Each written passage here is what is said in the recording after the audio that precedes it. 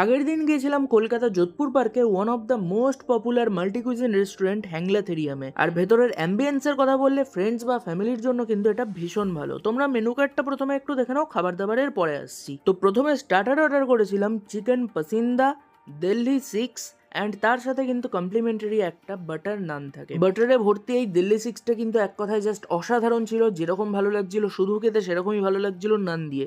এটা কিন্তু তোমাদের আমি মাস্ট রেকমেন্ড করবো। তার সাথে নিয়েছিলাম চিজ চিলি নান, সেটা দিয়েও কিন্তু দিল্লি 6 অ্যান্ড চিকেন পাসিন্দা দুটোই ভীষণ ভালো লাগছিল। তো এরপর আসি মেন কোর্স মাটন বিরিয়ানিতে।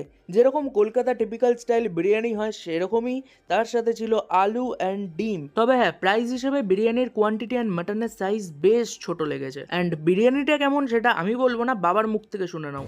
ভালো, ব্যবসাদার অনেক ভালো। সত্যি বলতে গেলে হ্যাংলাথেরিয়ামের স্টার্টারগুলো কিন্তু বেশ ভালো লেগেছে। তবে হ্যাঁ, বিরিয়ানির কথা বলতে গেলে স্টিল আরসালান বেটার।